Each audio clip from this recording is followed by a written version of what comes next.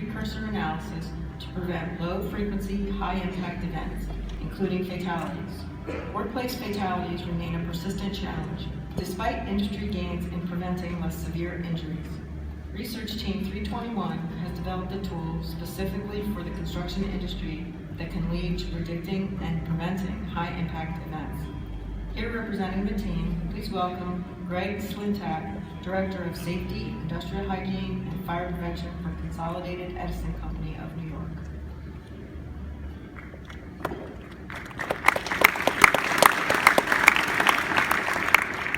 Good afternoon. Our industry has achieved some really remarkable progress on the safety front over the years. Our previous speaker, Gregg, very eloquently illustrated the precipitous improvement trend that we have seen. There's definitely a way things used to be, there's a way things are now. But unfortunately, we find ourselves in a place where perhaps we're resting a bit on our laurels.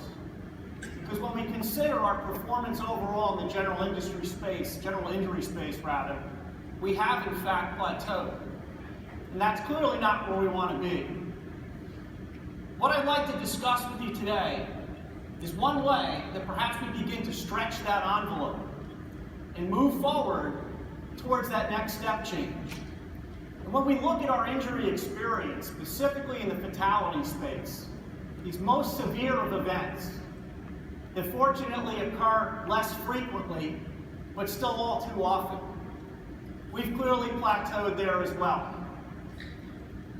A solid, enviable TRIR is simply not a guarantee that you're not going to be faced with losing someone on a project. And clearly where we are today as an industry, and in fact as a society, it's never acceptable to lose someone. Fatality prevention, I would suggest, is actually something more. It's not an exposure to manage. It needs to be a moral imperative. But when you consider fatality prevention in our industry, the nature of what we do is at the heart of that challenge. Projects are complex. We've got lots of different processes ongoing in parallel. Lots of high energy activities that have the capacity to take lives in an instant. So how do we know where to focus our energy? Clearly, if we had that proverbial crystal ball and we could know where the problem was going to manifest itself and get ourselves to it and stop it, that's the ideal. But can we do that? If you look out broadly into some of the other industries out there, airlines, medical, nuclear, these are folks that have managed to leverage precursor information and anticipate where they've got the lineup of events that could become problems. They recognize that and they choose a different path so they don't realize that consequence at the tail end. Can we do that here? I'm going to describe for you today a tool that we will present in much greater detail in our breakout session that you can take with you today, put into use tomorrow, and get immediate return. We began as a team 2 years ago with an essential question. Are there in fact precursors of high-impact, low-frequency construction events? What are they? How can we identify them? Can we analyze them? Can we in fact achieve predictive footing? Big questions and a lot of effort over 2 years to get us to something that I think, again, can give you immediate return. Some of the things that we recognized along the way in this process, and we had a fantastic team. It was really an honor to be part of this effort. Fatalities are a pervasive challenge. Nobody is immune. By virtue of them being less frequent and so severe, sharing of information is not necessarily open, transparent, and data can be challenging to come by. But the data that we can bring together does reveal some interesting commonalities. And these commonalities are in fact at the heart of what we were able to produce and what you can leverage. We designed an experiment to validate a a fairly extensive list of factors that we gleaned from analyzing hundreds of industry events. The experiment allowed us to actually demonstrate which of them have potential predictive capacity.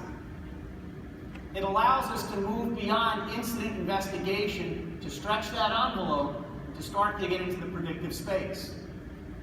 We had our 5-stage approach, and I'm happy to say that we were successful. Successful in taking a first step that hopefully others will elect to build upon. Because as we found over the course of our research, this is a complicated issue. I don't think that there is one size, one solution that fits everything. But I think we've taken a bite out of the problem.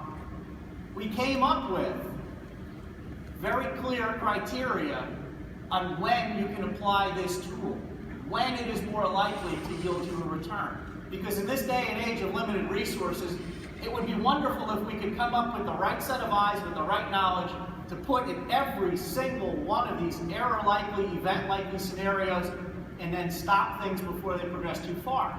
Can't do that. Not practical, not achievable. But where do you want to focus your energy?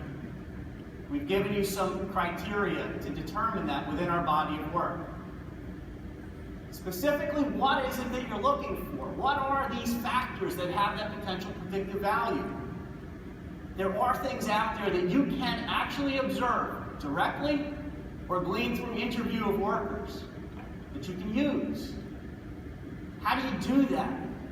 Well, we tested these factors that we gleaned from all of these different case studies, and we've given you guidance on how to flesh them out, and how to identify them, and how to interpret them. And does it work? We tested this a lot. What we found is that through application of this tool, we achieved 85% success in taking folks who could predict the outcome of an event, given only base information that leads them to what's happening right up until the moment of something potentially going wrong. Who can do this? Now, I'm a safety geek. Kind of proud to say that, frankly.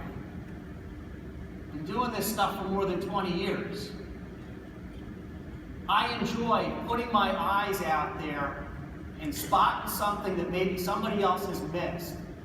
Hopefully, giving them that opportunity to get home at the end of the day. But the beauty of this is the simplicity.